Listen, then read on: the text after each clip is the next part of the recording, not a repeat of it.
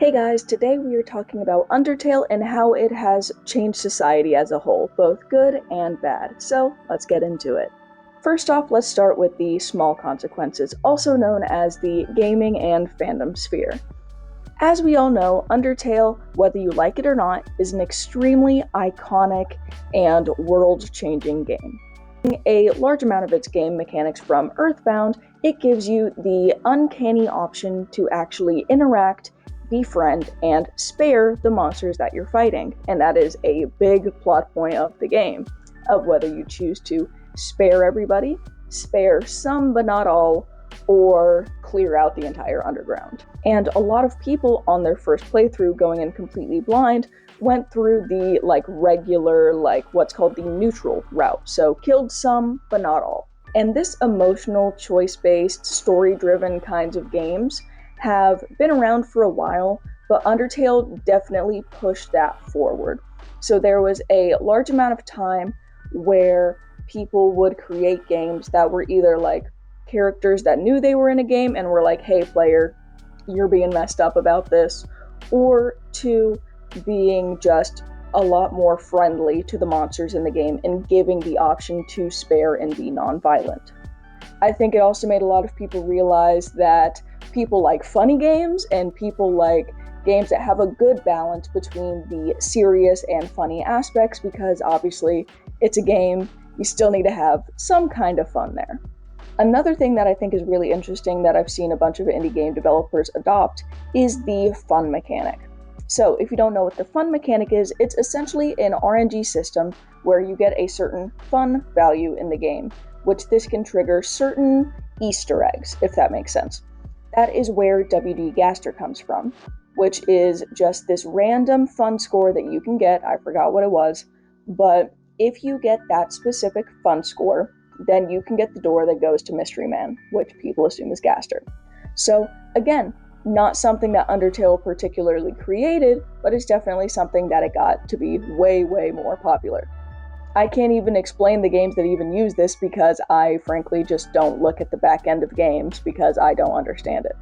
But that's the actual, how just the game getting super popular, people adopted the same mechanics. Sorry, I need to move, I'm being violent to my baby, my Mimikyu. Sorry. But now we can go into a little bit of a more interesting point, which is the fandom and how that's evolved over time. So whenever Undertale first came out, we were in a very, I don't know how to explain it other than millennial cringe, lovey-dovey, pupper, doggo, that kind of phase, if that makes sense for anybody. So a lot of the fan art was them being cutesy, or comic dubs were super, super popular. I personally was obsessed with watching them all the time. I even spoke about it in my Sans, why is Sans so hot video that I made for April Fool's last year. I went into it a little bit, but there was actually a Tumblr ask thread, but it was as the characters, and it just quickly evolved into an actual storyline. It was crazy. At some point I'll have to find it and make a video on that on its own. It's so cool.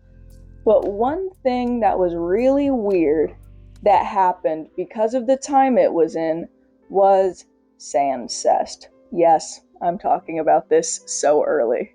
And the reason why I'm bringing it up is the fact that a lot of people, not a lot, there was a very niche few of people that would ship Sans and Frisk.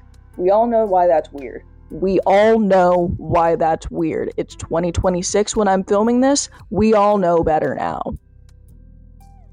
Right? But basically, the three ships that Sans had was with a child, with Toriel, or with himself.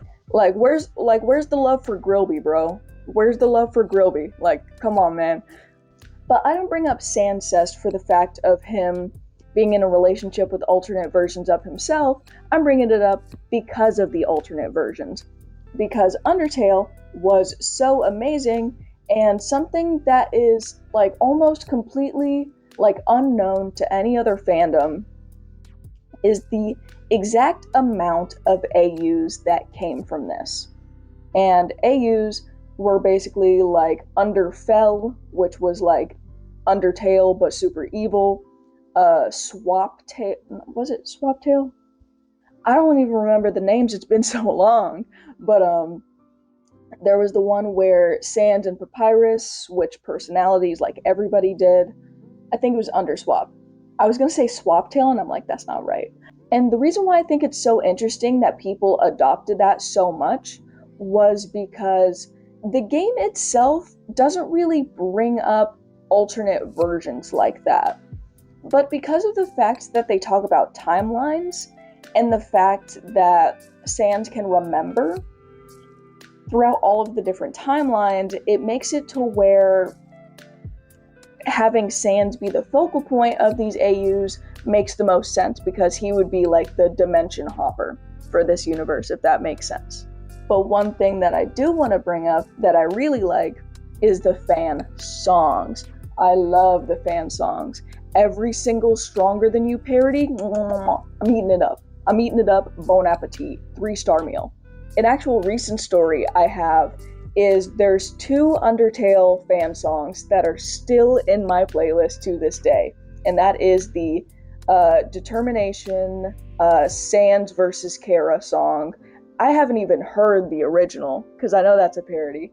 And then the second one is the original song for W.D. Gaster, which is the one where it's like, it's called Dr. Gaster, and it's like, there was only one of you until you split the world into our tears rolled to the floor when you were gone. That one. But it was really such a vessel for creativity, and one of the reasons why that occurred is because of the themes in the actual game. And the reason why is because it is very much a game where everyone has somebody they can relate to. And even though it does have its own story and it does have its own lore, you can still kind of project onto the characters a bit, and you can kind of like assume, because it's a more personality-based game, more aspects of their character, if that makes any kind of sense. So people could really like make these songs however they want. They could make the AUs however they want, which means that then there's songs about the AUs. There's comic dubs about the AUs. There's fan art of the AUs. Like, what the hell? So Undertale, even outside of its own game, really grew into almost an amalgamation of basically everybody's feelings, creativity, especially on Tumblr. Like, it was great. Like, obviously there were crazy things that were occurring, but that's not something I am well versed on, and I'm trying to keep this mostly positive. And although that's how it was at the peak of its popularity, specifically for Undertale, now that Deltarune has come into the mix, the fandom has changed. I actually made a short about this like a couple months ago, whenever chapter 3 and 4 came out, I'm pretty sure, where people got really mad that Toriel and Sans were like getting together and dancing. And I'm thinking back to the Undertale fandom, and I'm like, I thought you guys wanted this. I thought this was Endgame. I thought this was what we were wanting, because of the story about him knocking on the door and doing knock-knock jokes. Like, I thought that was the whole point. Like, I thought that was part of it, you know? But now, not only is the fandom a lot more contained with Deltarune, but also it's a lot more meme and funny focused for what I've seen. Like, the large difference between Deltarune and Undertale is that Undertale, everybody, every character, every alternate universe of a character had a fandom. Like, it's like Pokemon, where everybody has their favorite Pokemon, and even the most niche ones, that's somebody's favorite. With Deltarune, on the other hand, the large majority of the fandom is based on the secret bosses. So first it was Jevil, then it was Spamton, and then the pumpkin guy unfortunately didn't really get enough love. I'm sorry, I don't even remember his name. And then Tenna, obviously, because silly little guy, silly little kind of big guy with big nose. So, you know. Sorry, none of my guys have noses. Hold on. Like, This isn't a like that. And some other big things, if you know what I'm saying, because of that weird ass fan art. Woo. That's not even something I can blame on Undertale, because every fandom does that. That's Rule 34. Like, that's just part of the internet. I'm sorry. Or people being like, oh no, this is my Sans OC. Do not steal. And if you don't ship these two characters, I'm gonna send you death threats. Those people aren't really like, those people aren't the loudest in the fandom anymore. Now it's like evened out. Because there were some crazy weirdos, I will say. But I think the main point for me, and the reason why I'm bringing this up, is because largely as a society, yes, I'm making fun of it too. I feel like, at least for the people that have played or watched people play the game, and the surrounding people around them, it was a big reason for people becoming more tolerant of people different than them, if you get what I mean. Because this was, at least for my generation, for Gen Z, whenever I was watching Jacksepticeye play it, was one of the first times that I ever actually saw gay representation in a game. That's huge for me, especially as somebody that is part of that community, you know? So that was crazy, especially at a time where I was still trying to figure out my sexuality and figure out my gender expression and figure out who I was, period. And with the fact that you can kind of project onto any character, I just felt very seen. I felt like, oh yeah, I get it. I can immerse myself into this. I feel like these are my friends when I was very lonely. And with that large of a fandom, I was also not as much interacting because I wasn't that active in like forums or anything, but it was something where I could like actually like see positive lessons and people getting along even after horrible situations, and like the comic dubs and the fan art where I'd see Flowey redeeming himself, or like Gaster coming back and he's like a dad to Sans and Papyrus, or just the dynamics of Undertale, or just even like the dynamics between Undyne and Alphys, people showing Toriel and Asgore getting along even after their divorce, just being able to like tolerate each other, that kind of thing. And then Mettaton, like that is one of the gayest motherfuckers I've ever seen. Like, he's so cool and his legs are insane. Like, do you guys remember that cosplay video where it was like Mettaton like cooking or something? I remember that. It holds a nice place in my heart. And one of the big things that I think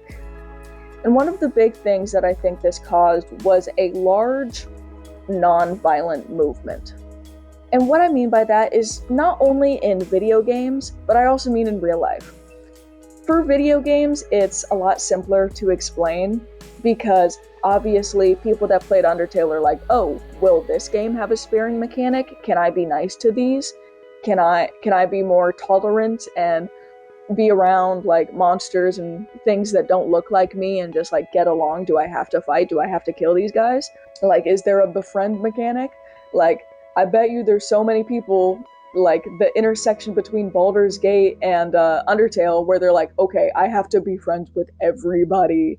And it makes sense. But I think largely the people that have played the game and the people that are around people that have played the game, just generally, I feel like Undertale was a very good lesson in being able to get rid of violence, be like, no, we're not arguing, we're not being violent, we're not going to harm each other, we're going to talk, we're going to understand, we're going to grow. And that is something that is desperately needed right now. It's desperately needed all the time, but we are in a very divisive time right now, I guess. And that's why, just like whenever I was talking about Detroit Become Human last week, as things occur, I'm kind of going back into my past, and I'm noticing how I have been shaped by the video games and the YouTubers and just my surroundings growing up, how much it has affected me. Not just family, not just friends, but actually the fandoms and the media that I decide to interact with every day. So in a game like Undertale, where people make mistakes, they may start off being super aggressive or not liking you or not understanding you, that there's always a possibility to grow, to be kind, to help out your fellow people, no matter what they look like, what you consider them, what they consider themselves. It doesn't matter. Because humans, monsters, animals, mermaids, fairies, we've all got some kind of soul. But this is only the start of the conversation. How about we continue it in that comment section? Let me know how you feel, alright? And while you're down there, you can hit that like button because that gives me that sweet, sweet dopamine to keep making these videos. And if you want to see more of them, you can hit that subscribe button. If you want to support me in other ways, I also have my Ko-Fi, which right now I have a goal to have my first ever gaming video, which, spoiler alert, I've got an idea in mind, but I think I'm going to hold it to myself because it's going to be a very, very chaotic video. But for now, be kind to others, stay determined, and I hope you have a great rest of your day. Bye-bye! It's a beautiful day outside. Birds are singing, flowers are blooming, and on days like this, kids like you are watching my videos.